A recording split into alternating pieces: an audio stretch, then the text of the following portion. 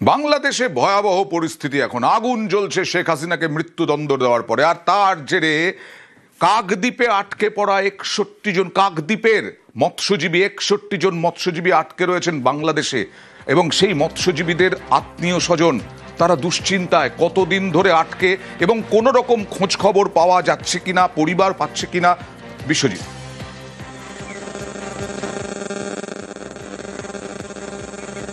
দেখো, প্রায় 4 মাস হতে চললো একেবারে কাকদ্বীপের 61 জন মৎস্যজীবী তারা বাংলাদেশ জেলে কিন্তু বন্দী হয়ে রয়েছেন। এবং এই মুহূর্তে বাংলাদেশের যা পরিস্থিতি, তাতে করে কিন্তু এই সমস্ত মৎস্যজীবী পরিবার তাদের যে প্রিয়জন সেখানে আটকে রয়েছে, তারা কিভাবে ফিরবেন বা তাদের সঙ্গে কোনো রকম যোগাযোগ কিভাবে করবেন সেটা নিয়ে কিন্তু এই মুহূর্তে দুশ্চিন্তায় রয়েছে।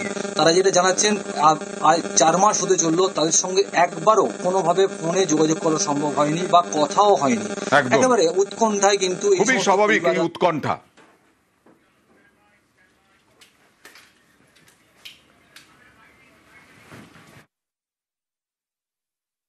কতদিন আটক হয়েছে?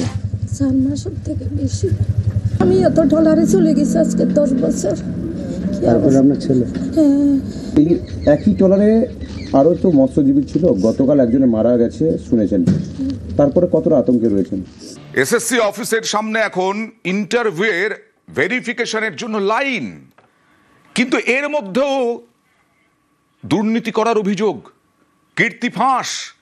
10 নাম্বার পাওয়া যাবে অভিজ্ঞতায়, সেই অভিজ্ঞতায় 10 নাম্বারের জন্য ভুল তথ্য দেওয়া হচ্ছে। সরাসরি চলে যাব প্রতিনিধি সোমরাজের কাছে।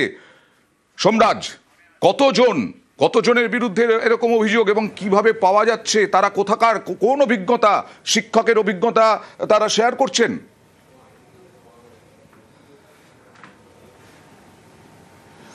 একদমই, দেখো, চাকরি পাওয়ার জন্যই একাদশ দ্বাদশের শিক্ষক নিয়োগ প্রক্রিয়ায় তারা যখন আবেদন করেছিলেন, তখন অভিজ্ঞতা রয়েছে শিক্ষকতা, সেরকমই তারা জানিয়েছিলেন যে আবেদন প্রক্রিয়া, সে আবেদন প্রক্রিয়ায়। কিন্তু তারপর যখন ভেরিফিকেশন প্রক্রিয়া শুরু হলো এই ইন্টারভিউতে ডাক পাওয়া চাকরি প্রার্থীদের, সেই ভেরিফিকেশনে দেখা যাচ্ছে এমন কয়েকজন চাকরি প্রার্থী যাদের শিক্ষকতার অভিজ্ঞতা নেই বা তুলনামূলক কম অভিজ্ঞতা রয়েছে, কিন্তু তারা যখন অ্যাপ্লিকেশন সাবমিট করেছিলেন সেই সময় তারা বেশি করে লিখেছিলেন। আর এই জায়গাতেই স্কুল সার্ভিস কমিশন হাতে নাতে ধরে ফেলল এমন 26 জন পরীক্ষার্থীকে যারা ভুল তথ্য দিয়েছিলেন আবেদনের সময়। তার কারণ এসএসসি এই কারণেই ভেরিফিকেশন করতে চেয়েছে যে কোনো পরীক্ষার্থী কোনো তথ্য ভুল দিলেন নাকি অ্যাপ্লিকেশনসের সময়। আর সেই জায়গাতেই এখনো পর্যন্ত 26 জন পরীক্ষার্থীকে এসএসসি ধরে ফেলেছে যারা অ্যাপ্লিকেশনের সময় ভুল তথ্য দিয়েছিলেন।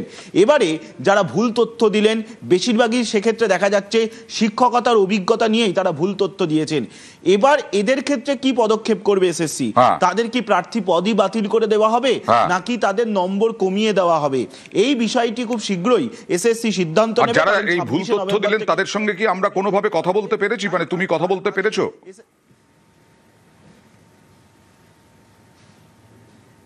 দেখো, তারা নাম প্রকাশ করতে রাজি নয় বা এসএসসিও নাম প্রকাশ করতে এখনো রাজি নয়, কিন্তু তাদের মধ্যে থেকে 2 জনের সঙ্গে আমি কথা বলতে পেরেছিলাম এবং তারা যেটা বলছেন যে তারা ইচ্ছাকৃতভাবে কোনো কিছুই দেয়নি, হয়তো কোথাও টাইপিং মিস্টেক হয়ে গেছে বা অনেকের ক্ষেত্রে এমন হয়েছে যে তারা বলছেন 4 বছরের শিক্ষকতার অভিজ্ঞতা রয়েছে, কিন্তু যখন ডকুমেন্টেশন দেখা যাচ্ছে তখন দেখা যাচ্ছে 3 বছর 3 মাসের শিক্ষকতার অভিজ্ঞতা রয়েছে। এই জায়গা থেকেও এসএসসি প্রশ্ন তুলছে যে যেখানে 3 বছর 3 মাসের শিক্ষকতার অভিজ্ঞতা রয়েছে সেখানে কেন 4 বছর করে তারা লিখলেন। এই প্রশ্নগুলি উঠে আসা যেই কারণে এই 26 জন পরীক্ষার্থীকে 3 থেকে 4 মাসের অভিজ্ঞতা, সেখানে 4 বছর লেখা হচ্ছে, এটা ইচ্ছাকৃত নয়। যাই হোক, এই যে ইন্টারভিউ তালিকা, এই যে ভেরিফিকেশন, জানা যাচ্ছে ইন্টারভিউ তালিকায় নাম থাকলেও ভেরিফিকেশনে অনীহা, ভেরিফিকেশনে গড়হাজির একাদশ দ্বাদশের প্রায় 25 চাকরি প্রার্থী। কেন, কি কারণ? অন্য কোনো চাকরিতে ঢুকে গেছেন কি? কথা বলবো আরো একবার সোমরাজের সঙ্গে। সোমরাজ,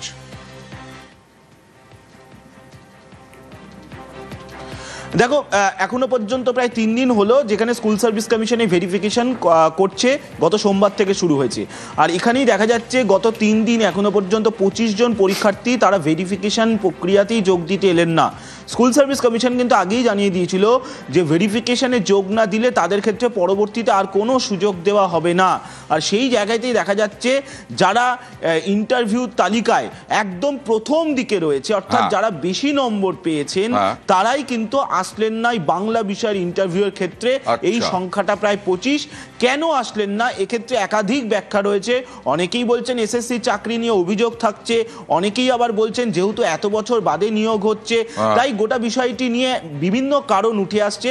কিন্তু সামগ্রিকভাবে দেখা যাচ্ছে 3 দিনে, আজকে নিয়ে 3 দিন চলছে নিয়োগ ভেরিফিকেশন প্রক্রিয়া এবং সেখানেই দেখা যাচ্ছে 25 জন পরীক্ষার্থী তারা এখনো পর্যন্ত অনুপস্থিত, অর্থাৎ তারা ভেরিফিকেশন প্রক্রিয়াতেই যোগ দিতে এলেন না। ওকে, উত্তরবঙ্গ নিয়ে নয়া আক্রমণ সুকান্ত মজুমদারের। প্রাক্তন রাজ্য বিজেপি সভাপতি, বালুরঘাটের সাংসদ সুকান্ত মজুমদারের আক্রমণ যে রাজ্য বাজেটে উত্তরবঙ্গকে বঞ্চিত করা হয়েছে। কি বলেছেন দেখুন। পশ্চিমবঙ্গের লাস্ট যে বাজেট হয়েছে 24-25, 3.7 লক্ষ কোটি টাকা হচ্ছে রাজ্যের বাজেট। উত্তরবঙ্গ পেয়েছে 861 কোটি টাকা মাত্র, অর্থাৎ মূল বাজেটের 0.23%। 100 টাকা ধরলে 0.23 অর্থাৎ 23 পয়সা এটা হচ্ছে উত্তরবঙ্গের মানুষের জন্য বরাদ্দ। অথচ তার যখন আমরা মাদ্রাসার বাজেট দেখতে পাচ্ছি 5,531 কোটি টাকা, তো সেখানে বাজেটের আপনি বরাদ্দ করছেন এত একটা বিরাট অংশ, অথচ উত্তরবঙ্গের মানুষের জন্য বরাদ্দ নেই। 300 কোটি টাকাও এখনো পর্যন্ত খরচ হয়নি। অন্যান্য অংশে উন্নয়নের নামে তামাশা চলছে। আমার সঙ্গে রয়েছেন উত্তরবঙ্গ উন্নয়ন মন্ত্রী উদয়ন গুহ। উদয়ন বাবু, আমি অয়ন রয়েছে আপনার সঙ্গে। আগামী 26শে বিধানসভা নির্বাচন, উত্তরবঙ্গ বিজেপির অনেকটাই শক্ত ঘাঁটি বলা হয়, আপনারাও রিকভার করার চেষ্টা করছেন, কিন্তু এই রকম ভাবে নির্বাচনের আগে বঞ্চনা নিয়ে প্রশ্ন তুললেন সুকান্ত মজুমদার। একজন শিক্ষিত মানুষ এইরকম মূর্খের মতন কথা যে কি করে বলেন, এটাই আমি অবাক হয়ে ভাবি। বলছেন যে 861 কোটি টাকা উত্তরবঙ্গ উন্নয়ন দপ্তরের জন্য বরাদ্দ হয়েছে। উত্তরবঙ্গ উন্নয়ন দপ্তরের জন্য 861 কোটি টাকা বরাদ্দ হয়েছে, সেটা উত্তরবঙ্গের 8টি জেলার উন্নয়নমূলক কাজ, ক্রিটিক্যাল গ্যাপ গুলো দেখে উত্তরবঙ্গ উন্নয়ন দপ্তর যেগুলো করবে তার জন্য। তার মানে কি স্বাস্থ্য দপ্তর উত্তরবঙ্গের জন্য খরচ করবে না? পিএইচই উত্তরবঙ্গের জন্য খরচ করবে না? পিডব্লিউডি উত্তরবঙ্গের জন্য খরচ করবে না? সব দপ্তরের জন্যই যে অর্থ বরাদ্দ হয়েছে সেই অর্থের মধ্যে দিয়ে তারা পশ্চিমবাংলার প্রত্যেকটা জেলার উন্নয়নের জন্য কাজ করবে। উত্তরবঙ্গ উন্নয়ন দপ্তর 861 কোটি টাকা শুধুমাত্র উত্তরবঙ্গের 8টি জেলার জন্য খরচ করবে।